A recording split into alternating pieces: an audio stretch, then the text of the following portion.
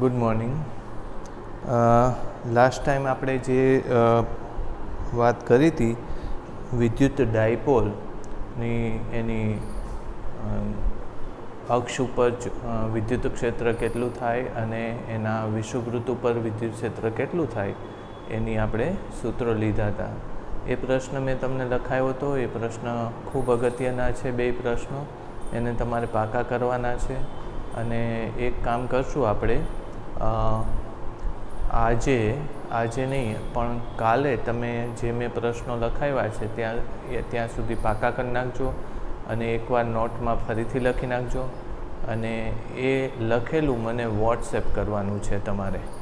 અને એ WhatsApp group હું કાલે 8 થી 9 દરમિયાન ખોલીશ. બરાબર? એટલે આપણે થોડું હોમવર્ક પણ સાથે સાથે થતું જાય.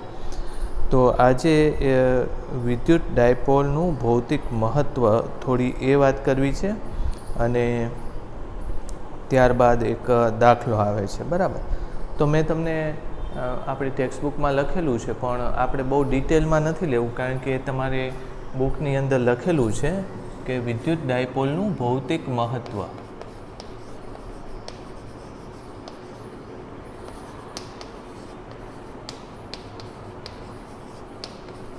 ભૌતિક મહત્ત્વ. હવે એકચ્યુઅલી તો મેં આ શરૂઆતમાં તમને વાત કરી જ દીધી છે કે ડાયપોલ એ સૂક્ષ્મ સ્તર ઉપર ઘણા અગત્યના છે. આમ જોવા જઈએ તો વિદ્યુત ડાયપોલમાં કોઈ ચોખ્ખો વિદ્યુતભાર હોતો નથી, કારણ કે જેટલો ધન વિદ્યુતભાર હોય એટલો ને એટલો ઋણ વિદ્યુતભાર હોય છે. પરિણામે ડાયપોલનો કુલ વિદ્યુતભાર શૂન્ય હોય છે. આમ છતાંય ડાયપોલ વિદ્યુત ક્ષેત્ર આપતું હોય છે. પણ વિદ્યુત ક્ષેત્ર તમે જોશો તો કયા લેવલ સુધી આપે? તો કે ડાયપોલના નજીકના વિસ્તારમાં વિદ્યુત ક્ષેત્ર આપે છે. પછી આપણે જોયું કે ડાયપોલ દ્વારા વિદ્યુત ક્ષેત્ર અંતરના ઘનના વ્યસ્ત પ્રમાણમાં હોય છે. તો આના ઉપરથી જ તમને ખબર પડી જાય કે ડાયપોલના મધ્ય બિંદુથી તમે જેમ જેમ દૂર જાઓ છો એમ બહુ ઝડપથી વિદ્યુત ક્ષેત્ર નાશ પામતું જાય છે અથવા તો ઓછું થતું જાય છે. તો આ વિચાર કરીએ તો ડાયપોલની નજીકના વિસ્તારમાં વિદ્યુત ક્ષેત્ર અસરકારક છે. હવે આવું સાચું જોવા જઈએ તો સૂક્ષ્મ સ્તર ઉપર થતું હોય છે. જેમ કે કાર્બન ડાયોક્સાઇડનો અણુ છે, કે પાણીનો અણુ છે, કે H2O પાણીનો અણુ છે. પછી તમારી બુકમાં લખેલા છે કે CH4 જેવા અણુઓ છે. તો એ બધામાં ડાયપોલનું સર્જન થતું હોય છે. અને એ ડાયપોલ શેમાં અસરકારક બને છે? જેમ કે પાણીના અણુ માટે વાત કરીએ તો પાણીનો અણુનો આકાર કંઈક આવો છે. આ O છે અને આ બંને H છે. બરાબર? પરિણામે જો જોવા જઈએ તો ધન વિદ્યુતભારનું કેન્દ્ર અને આ બધાના ઋણ વિદ્યુતભારનું કેન્દ્ર લેવા જઈએ તો ઋણ વિદ્યુતભારનું કેન્દ્ર લગભગ એ આના દ્રવ્યમાન કેન્દ્ર અથવા તો વિદ્યુત કેન્દ્ર નજીક આવે છે, જ્યારે ધન વિદ્યુતભારનું કેન્દ્ર થોડુંક શિફ્ટ થયેલું હોય છે. બરાબર? એટલે એ રીતે જોઈએ તો H2Oના અણુની અંદર પહેલેથી જ એક નાનો એવો ડાયપોલ છે. હવે એની નજીક બીજો ધારો કે H2Oનો અણુ તમે આવી રીતે મૂકશો. બરાબર? તો બનશે શું કે એનું ઋણ વિદ્યુતભારનું કેન્દ્ર અને ધન વિદ્યુતભારનું કેન્દ્ર આમ હશે. હવે બંને નજીકમાં આવ્યા એટલે તમને ખબર પડશે કે એના સૌથી વધારે વિદ્યુત ક્ષેત્ર કયા વિસ્તારમાં છે? તો કે એના અક્ષ ઉપરના વિસ્તારમાં છે. અને એના વિષુવવૃત્તના વિસ્તારમાં એટલા જ અંતર માટે વિદ્યુત ક્ષેત્રનું મૂલ્ય અડધું થઈ જાય છે. એ આપણે જોયું હતું. બરાબર? તો એનો અર્થ એવો કે આ અણુ કંઈક આવી રીતે ગોઠવાવો જોઈએ ફરીથી પાછો. બરાબર? એટલે પાણીના અણુ, આ તો મેં તમને ખાલી ઉદાહરણ આપ્યું. એક્ઝેક્ટ આ જ વસ્તુ હોય એવી જરૂરી નથી, પણ વિદ્યુત બળો એમાં અસર કરતા હોય છે. આવું વધારે તમે બંધો વિશેની માહિતી કેમેસ્ટ્રીમાં આવતી હોય છે કે કેવી રીતે બંધો બનતા હોય છે. બરાબર? તો થોડી આને લગતી વાત કરેલી છે. બરાબર? હવે જે અણુઓની અંદર પહેલેથી જ આવો ડાયપોલ બનેલો હોય એને ધ્રુવીય અણુઓ એવું નામ છે. જે અણુની અંદર પહેલેથી જ આવો ડાયપોલ હોય એને ધ્રુવીય અણુઓ કહેવાય છે. એને પોલાર મોલેક્યુલ આવું કહેવાય છે, બરાબર. અને અમુક ડાયપોલ એવા હોય છે, અમુક અણુઓ એવા હોય છે કે એમાં ડાયપોલ હોતો નથી, પણ ચોક્કસ સંજોગોમાં ડાયપોલનું સર્જન કરી શકાય. જેમ કે HClનો અણુ NaCl છે, બરાબર, કે CO છે, તો એમાં CO HCl, બરાબર. એટલે ખાસ કરીને દ્વિપરમાણવિક અણુ હોય એમાં આવું બનતું હોય છે કે એમાં લગભગ એમાં ડાયપોલ હોતો નથી. જેમ કે હું અત્યારે COની વાત કરું તો C અને O વચ્ચેના ધન વીજભારનું કેન્દ્ર અને ઋણ વીજભારનું કેન્દ્ર લગભગ એક જ જગ્યાએ હોય છે. એટલે આમ જોવા જઈએ તો ડાયપોલ બનતો નથી. પણ જો આને વિદ્યુત ક્ષેત્રમાં મૂકીએ, જેમ કે અહીંયા ધન વિદ્યુતભાર અને અહીંયા ઋણ વીજભાર મૂકીએ, તો ધન વીજભાર તરફ ઋણ કેન્દ્ર આકર્ષાય છે, એટલે કે આ બાજુ જાય છે, અને ઋણ વીજભાર તરફ ધન કેન્દ્ર આકર્ષાય છે. એટલે આમ જોવા જઈએ તો જે ડાયપોલ નહોતો એ હવે થોડોક તો ધ્રુવીય અણુઓની વાત કરી. પછી અધ્રુવીય અણુઓમાં પહેલેથી ડાયપોલ નથી હોતો, પણ જ્યારે એને વિદ્યુત ક્ષેત્રની અંદર મૂકવામાં આવે તો ડાયપોલ ત્યારે બનતો હોય છે, અને એની ડાયપોલ મોમેન્ટ પણ બદલાતી હોય છે. એટલે આ પ્રકારના પદાર્થો ધ્રુવીય, આને આપણે શું કહેશું? અધ્રુવીય અણુઓ કહેશું. અધ્રુવીય અણુઓ, બરાબર. તો ધ્રુવીય અણુઓમાં આપણે એક્ઝામ્પલ્સ તમારી બુકમાં આપેલા છે. એમાં કાર્બન ડાયોક્સાઇડ ડાયપોલમાં દ્વિધ્રુવી ચાકમાત્રા શૂન્ય હોય, જેમ કે કાર્બન ડાયોક્સાઇડ અને CH4 જેવા, એને અધ્રુવીય કહેશું, કાર્બન ડાયોક્સાઇડ, પછી CH4, પછી HCl, NaCl, આવા અધ્રુવીય અણુઓ કહેવાય. અને પાણીનો અણુ જે છે, બરાબર, એ શેમાં આવશે? ધ્રુવીય અણુમાં આવશે. એટલે આવા પદાર્થના ગુણધર્મો આપણને ઘણીવાર ઉપયોગી થાય. કેવી રીતે? તો કે જ્યાં વિદ્યુત ક્ષેત્રની પ્રબળતા નબળી કરવી હોય, ઢીલી પાડવી હોય, તો ત્યાં આપણે ધ્રુવીય અણુઓ મૂકી શકાય. અને એને લઈને આપણે આગળ તમે ભણશો કે કેપેસિટર જેવી રચનાઓની કેપેસિટી વધારી શકાય છે, બરાબર. કોઈ એટલે જ તમે આગળ કેમેસ્ટ્રીમાં એવું ભણતા હશો કે પ્રક્રિયા જો બે પ્રક્રિયકો વચ્ચેની અથવા સંયોજનો વચ્ચેની વ્યવસ્થિત ન થતી હોય અથવા સહેલાઈથી ન થતી હોય, તો પછી એને ડાયલ્યુટેશન એટલે કે એક્વાટિક સોલ્યુશન, પાણી એમાં ઉમેરવામાં આવે છે. પાણી ઉમેરવાથી શું થઈ જાય? એ અણુઓ તૂટી જાય છે, વિદ્યુત ક્ષેત્ર નબળું પડે છે, અણુઓ તૂટી જાય છે, એટલે એની પ્રક્રિયાઓ સહેલાઈથી યોજી શકાય છે, બરાબર. એટલે આ એક તમે જોજો 1.11.2 ડાયપોલનું ભૌતિક મહત્ત્વ એની વાત કરી. હવે આપણે ઉદાહરણ 1.10 લેવાનો છે, એ થોડું ડિટેલમાં સમજીએ.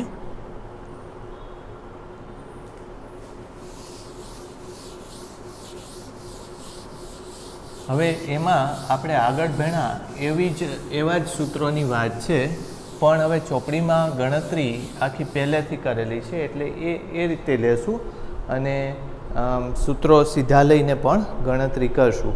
તમને ઉદાહરણ 1.10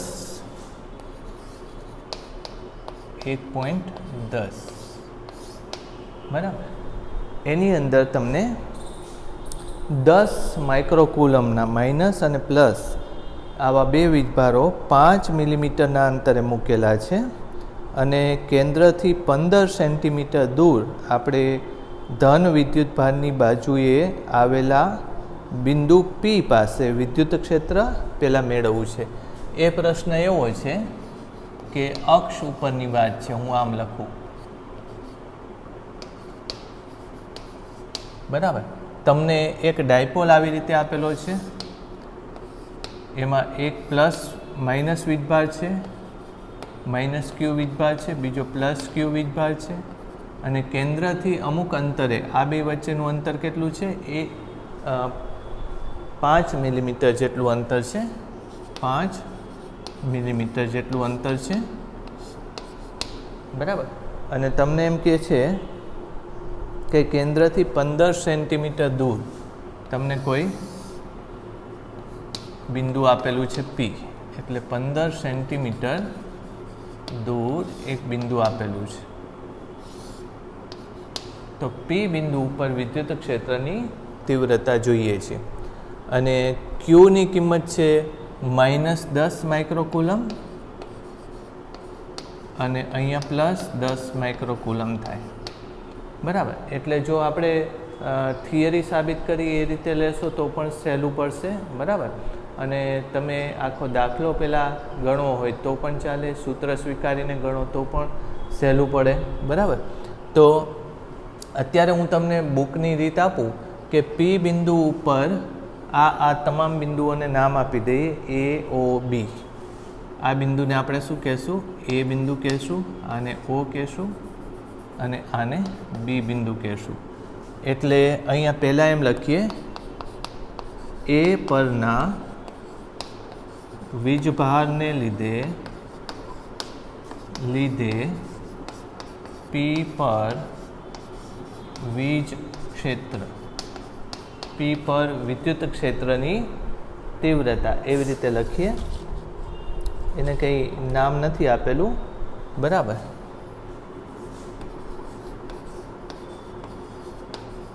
વિદ્યુત ક્ષેત્રની તીવ્રતા.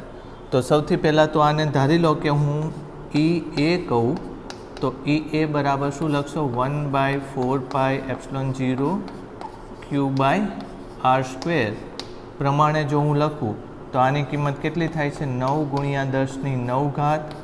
આ વીજભાર કેટલો આવે છે? એના પ્લસ જ લઈ લઈ, 10 × 10⁻6. બરાબર. માઇક્રોકુલમ છે એટલે. અને અંતર કેટલું થશે તમે જોવો જોઈએ તો અહીંથી અહીંનું અંતર લેવાનું છે 5 મિલીમીટર. એટલે આ કેટલું થશે? 2.5 મિલીમીટર થશે. આટલું અંતર અડધું લેવું હોય તો 2.5 મિલીમીટર થશે. એટલે 15 + 2.5 મિલીમીટર કરવું પડે. એટલે 15 સેન્ટીમીટર છે વત્તા 2.5 મિલીમીટર છે એટલે એને 0.25 સેન્ટીમીટર કહેવાય. બરાબર. એનો વર્ગ. પણ સેન્ટીમીટરનું પાછું શેમાં કરવું પડશે? મીટરમાં કન્વર્ટ કરવું પડશે. એટલે હજુ હું નીચે શું મૂકી દઉં? I સેન્ટીમીટર થયું. I સેન્ટીમીટર એટલે 10⁻2 અને એનો વર્ગ મૂકી દઉં. બરાબર. આવી રીતે કંઈક ગણતરી થાય.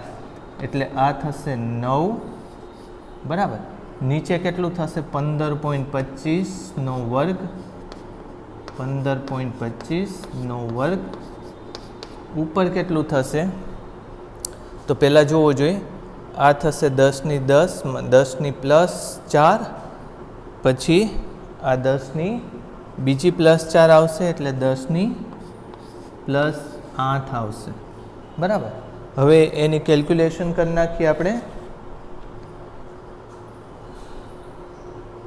9 / 15.25 / 15.25 એટલે એની કિંમત આવે છે 0.03869.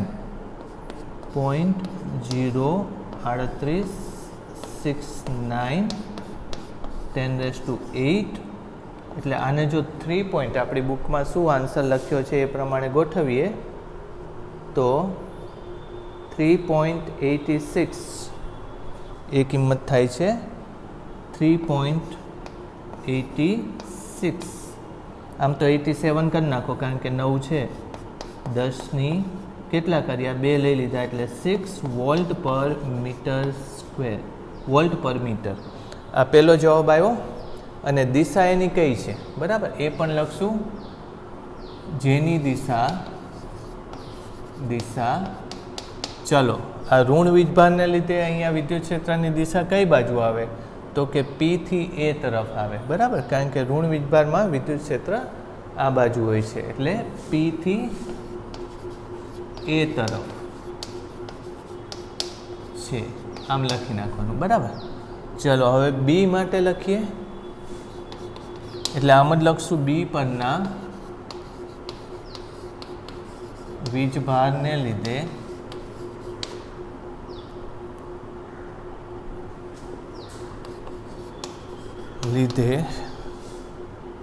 P પર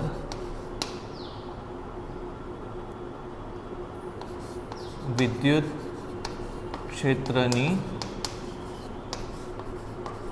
તીવ્રતા, વિદ્યુત ક્ષેત્રની તીવ્રતા આ જ રીતે લખીએ, પાછું એને EB લખીએ તો એ જ સૂત્રનો ઉપયોગ કરીને સીધું જ જો હું લખું 1 સૂત્ર લખી લઈએ, ચલો Q/R અને B લખીએ અને આને શું લખો, RA લખો, બરાબર.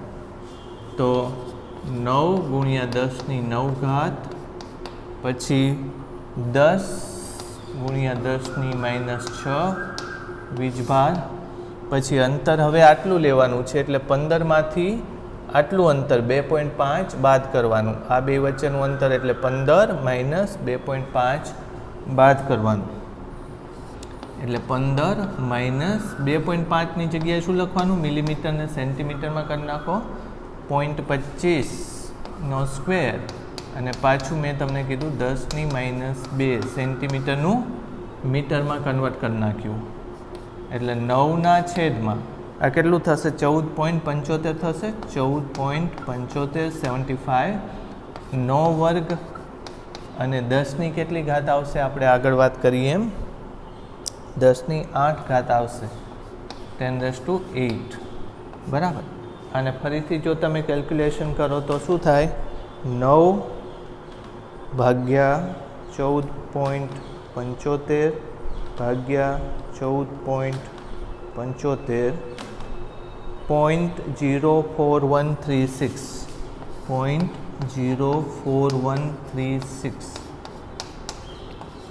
84.13 અથવા 14 કરી નાખો, 10⁻6 વોલ્ટ પર મીટર.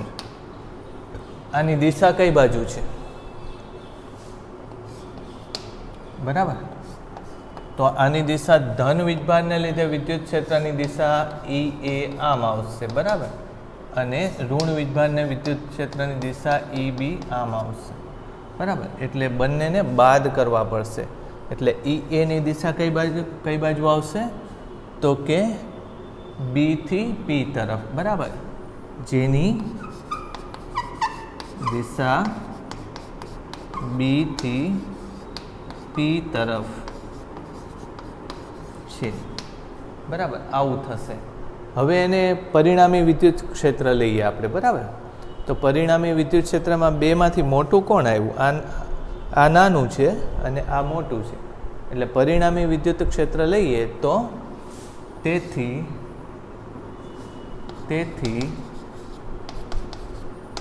પરિણામી વિદ્યુત ક્ષેત્ર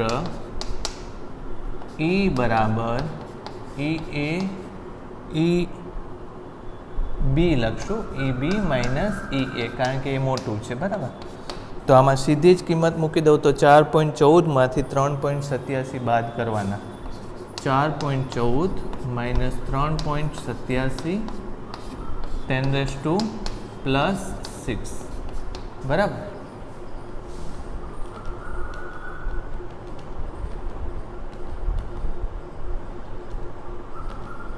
.27 આવશે, એટલે 0.27 × 10⁻6, એટલે આ એનું પરિણામી વેલ્યુ આવી, બરાબર. 0.27 10⁶ એની જગ્યાએ શું કરી નાખો, 2.7 10⁵ વોલ્ટ પર મીટર, એટલે આ છેલ્લો જવાબ આવ્યો. અને આ કઈ બાજુ હશે, તો કે ધન આવ્યો, એટલે ધન EB માંથી EA બાદ કર્યું, એટલે જે ધન આવ્યો એ દિશામાં હશે. તો EB ની દિશા કઈ છે, જેની દિશા B થી P તરફ છે, જેની દિશા B થી P તરફ છે, બરાબર. તો આ પહેલો ભાગ થયો અક્ષ ઉપર, બરાબર, એ. તો આ ખૂબ અગત્યની વસ્તુ આપણે લીધી. જો કે આટલી બધી ચર્ચા કરવાની જરૂર નથી, આપણે આને શોર્ટમાં પણ પૂરું કરી શકીએ, પણ છતાંય તમે આ રીતે પણ એકવાર લખવું પડશે અને પછી હવે આપણે બીજી રીતે પણ લેશું. એટલે આ એ ભાગ લીધો, હવે બી ભાગની વાત કરીએ છીએ આપણે, બરાબર. સારું, તો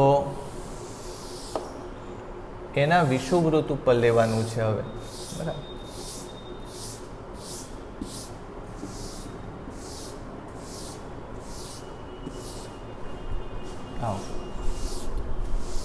એટલે બીજો ભાગ જે છે એ એના વિષુવવૃત્ત ઉપરની ચર્ચા કરવી છે.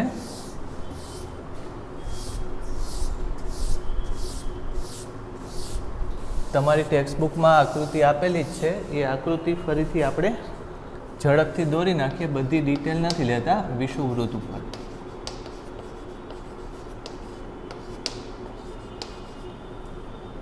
અહીંયા -10 માઇક્રોકુલમનો વીજભાર છે, અહીંયા +10 માઇક્રોકુલમનો વીજભાર છે. કેન્દ્રથી એટલા જ અંતરે 15 સેન્ટીમીટર ઉપર ક્યાંક બિંદુ P લઈ લઈએ. બરાબર. હવે P બિંદુ ઉપર વિદ્યુત ક્ષેત્રની તીવ્રતા લેવી છે. એટલે પહેલાં તો આને આપણે ફરીથી A બિંદુ લઈ લો, આને O લઈ લો, આને B લઈ લો. બરાબર. એટલે આપણે જેમ આપ્યું હતું હેડિંગ એમ, A ને લીધે P પર વિદ્યુત ક્ષેત્રની તીવ્રતા. બરાબર. સૂત્ર આપણે આગળની જેમ જ લેવું પડશે, પણ અત્યારે થોડીક કિંમતો આપેલી છે એટલે ગણતરી સીધી લઈએ. આ અંતર પહેલાં લેવાનું થશે. એટલે પાયથાગોરસ પ્રમેય પ્રમાણે AO નો વર્ગ વત્તા OP નો વર્ગ આપણે લખવો પડશે અંતર તરીકે. એટલે ફરીથી જો હું લખું તો EA is equal to 1/4πε0 Q/RA નો સ્ક્વેર. આવું થશે. 9 × 10⁹. આ કેટલું છે? 10 માઇક્રો, એટલે 10⁻6. અને આ અંતર સીધું લેવાનું થાય. આ 15 છે, 15 સેન્ટીમીટર. આ અંતર કેટલું લીધું હતું? 2.5 મિલીમીટર. બરાબર. એટલે એ બેયનો વર્ગ કરવાનો થાય. એટલે અહીંયા જો હું લખું તો 15નો વર્ગ. બરાબર. આ અંતર લઈએ છીએ એટલે આનો વર્ગ વત્તા આનો વર્ગ, એ આખાનો વર્ગ થશે. એટલે 15નો વર્ગ વત્તા 2.5નું મિલીમીટરમાંથી સેન્ટીમીટરમાં કરી નાખો એટલે 0.25નો વર્ગ. બરાબર. આખો હવે વર્ગ નહીં લેવાનો, કારણ કે આ વર્ગ જ આવી ગયો છે. બરાબર. હવે આ સેન્ટીમીટર હતું, આ સેન્ટીમીટર, એટલે 10⁻4 થશે, એટલે -2નો વર્ગ. આવી રીતે લઈ લો એટલે પતી જશે. ચાલો, 9 પછી 225 અને આ કેટલું થશે? 625 થશે. એટલે 625 6.25 આવે એનો વર્ગ. અને 10ની કેટલી ઘાત આવે? 10ની 8 આવશે. 9 ને 1 10, 4 ને આ 4 એટલે 8 આવશે. બરાબર. હવે આની ગણતરી આપણે કરી જોઈએ. 9 ભાગ્યા 200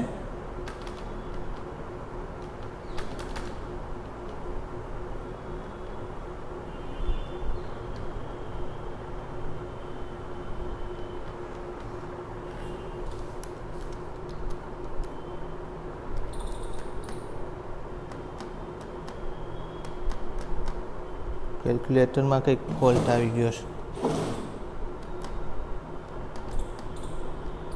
ઠીક છે, આ પહેલાં લખી નાખીએ. 9 ભાગ્યા 200 ને આ 6 ઉમેરશો એટલે 31.25 એનો વર્ગ થાય 10ની 8 ઘાત. બરાબર. હવે આનું કેલ્ક્યુલેશન કરવાનું થાય. કેલ્ક્યુલેટર ચાલતું નથી, તમે એકવાર કરી જોજો.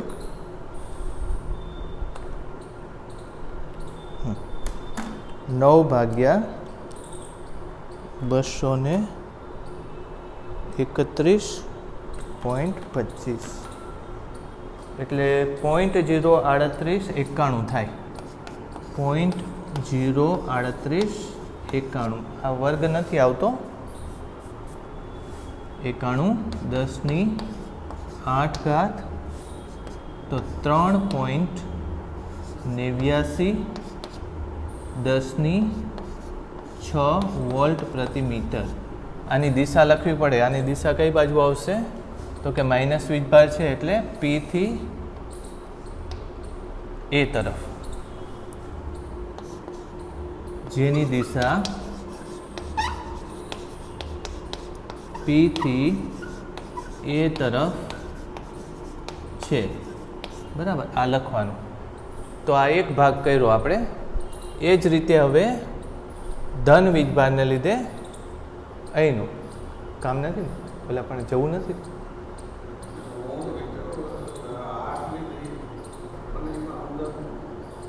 હે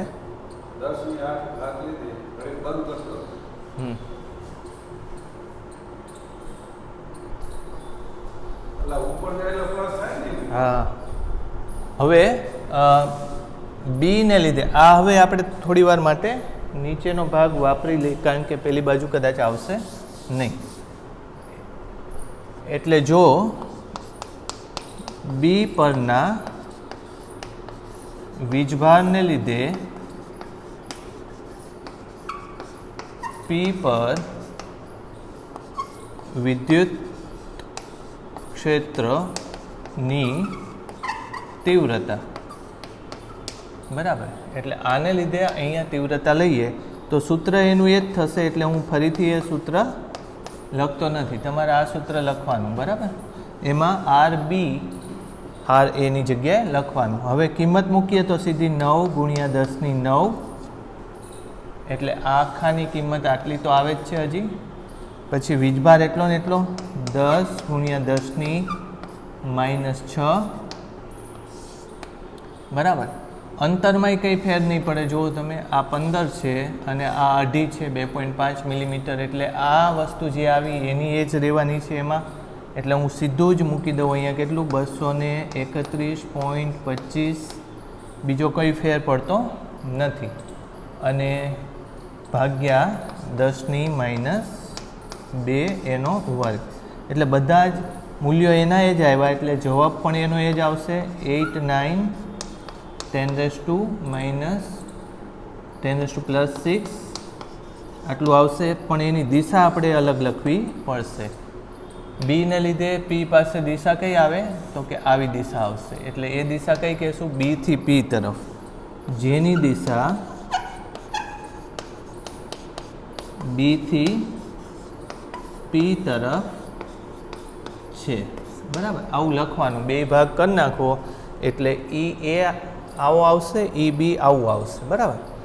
હવે મેં તમને આગળ સમજાવ્યું હતું કે બેયની દિશા જુદી જુદી છે, પણ મૂલ્ય કેવા આવ્યા? સરખા આવ્યા.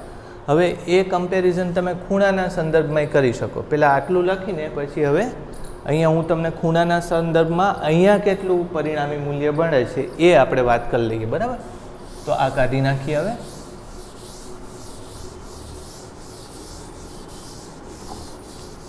હવે જો આગળનું યાદ હોય તો જો બે સદિશ સમાન હોય, જો બે સદિશ સમાન મૂલ્યના હોય અને તેમની વચ્ચે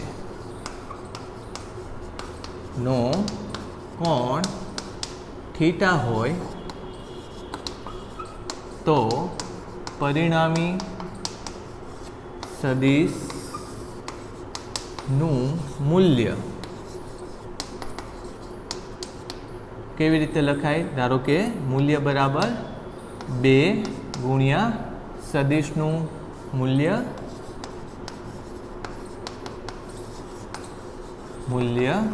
ગુણ્યા કોસ થીટાના છેદમાં 2. આવું મેં શીખવાડેલું છે, આવું સીધું જ લઈ શકાય. તો 2 ગુણ્યા, હવે સદિશ કયો છે? સદિશનું મૂલ્ય ઈ એ અને ઈ બી સદિશ છે, બેમાં સરખું જ આવ્યું એટલે 3.89 ગુણ્યા 10⁻6 કોસ θ/2. એટલે હવે સમજો કે આ જે છે આખો થીટા થયો, એટલે θ/2 એટલે આટલો ભાગ થશે, θ/2, બરાબર. એટલે એને લખી લઈએ કોસ. એ ખૂણો કેટલો થશે? બરાબર. આને જો તમે θ/2 કહો તો આને પણ શું કહી શકાય? θ/2. આ બે સમાંતર રેખાઓ છે, આ એની છેદિકા થાય, અથવા બીજી રીતે કરી શકાય, આ એની છેદિકા થાય. આ θ/2 તો આ કેટલો થાય? θ/2. તો આ પણ કેટલો થશે? θ/2. હવે cos θ/2 લખવું હોય તો પાસેની બાજુ ભાગ્યા કર્ણ, સીધું લખી શકાય, બરાબર.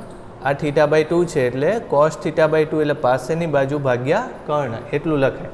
તો પાસેની બાજુ કેટલી છે? 2.5 સીધું જ લખું છું cos θ/2 ની જગ્યાએ 2.5નું સેન્ટીમીટરમાં એટલે 0.25 ભાગ્યા કર્ણ એટલે આ ભાગ લેવાનો, બરાબર. તો એ મેં આખું કર્યું હતું કે 15નો વર્ગ વત્તા 0.25નો વર્ગ, જે આપણે આગળ લીધું હતું એ, એટલે 15નો વર્ગ વત્તા 0.25નો વર્ગ. પણ અત્યારે વર્ગ નથી લેવાનો એટલે એનું શું કરી નાખશું, વર્ગમૂળ કરશું. જો આમાં મેં શું કર્યું તો કે આ તો અંતર, આ કેટલું આવ્યું 0.25 મિલીમીટર, 0.25 મિલીમીટરનું 0.25 સેન્ટીમીટર પાસેની બાજુ ભાગ્યા કર્ણ એટલે 15નો વર્ગ વત્તા 0.25નો વર્ગ, બરાબર. અને એ આનો વર્ગ થયો એટલે મેં પાછું એનું શું કરી નાખ્યું, વર્ગમૂળ કરી નાખ્યું. આ જે આવશે એ હવે જવાબ થશે 2 ગુણ્યા 3.89 ગુણ્યા 10⁶ ગુણ્યા 0.25 ભાગ્યા આપણે કેટલું લીધું હતું અહીંયા 225 વત્તા 625 એટલે 231.25 લીધું હતું. એનું વર્ગમૂળ કરવું પડશે, બરાબર. હવે એની ગણતરી કરી નાખીએ આપણે. તો ઉપરનું કેટલું થાય છે એ જોઈ લઈએ પહેલાં. 3.89 ગુણ્યા 2 ગુણ્યા 0.25 એ આવશે 1.945 ભાગ્યા 2.231.25 એનો વર્ગ એટલે 53,476 76.5 અહીંયા સેન્ટીમીટરમાં ગૌરવનો ફોન હતો એટલે 10ની ઘાત નહીં લખાય. એટલે હવે જો 10ની માઇનસ 10ની પ્લસ 6 છે, 10ની પ્લસ 6 ઘાત એમને લખી નાખીએ, બરાબર. હવે ચેક કરીએ કેટલું થાય છે.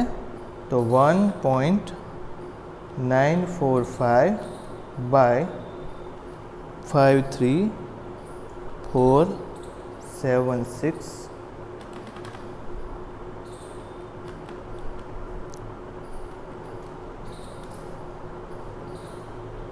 53,476.5 એ આવે છે 0.403637 0.3637 10ની 6 ઘાત. એટલે તમે 5 આમ તો કાઢી નાખશો તો સીધા 6 નીકળી જાય એટલે 36.37 વોલ્ટ પર મીટર જેટલી એની તીવ્રતા થવી જોઈએ, બરાબર. અને એ કઈ બાજુ આવશે તો કે બી થી એ તરફ આવશે. એટલે અહીં લખવાનું બી થી એ તરફ, બરાબર. એટલે આ આપણે 2 ભાગ લખી લીધા. તમારી ટેક્સ્ટબુકમાં જવાબ જોઈ લેજો, આટલો જ જવાબ આવે છે.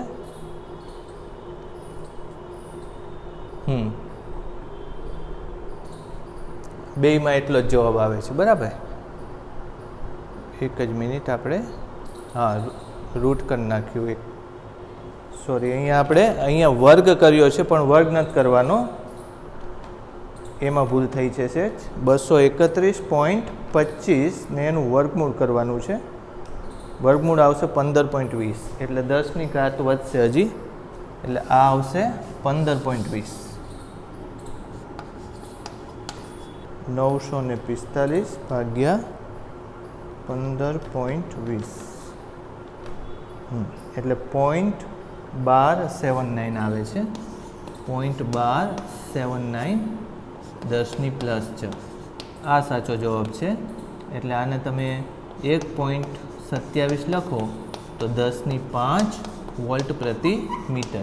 એટલે આમ આઈડિયલી 10ની ઘાતમાં ફેર પડે છે. તમારા ટેક્સ્ટબુકમાં આટલો જ જવાબ આપેલો છે, બરાબર. તો આ રીતે 2 લેવાનો. હવે એક વધારાની વાત કરી દઉં કે આમાં આપણે આટલી બધી લાંબી ગણતરી કરી એ કરતાં તમે આ સૂત્ર લઈ લો તોય ચાલે. અક્ષ માટે અક્ષ માટે સૂત્ર શું લીધું હતું? 1/4πε0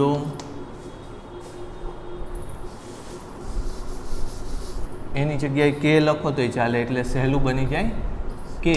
પછી અહીં શું લખ્યું હતું? 2πr³ આવું સૂત્ર લખ્યું હતું, બરાબર. અને વિષુવવૃત્ત માટે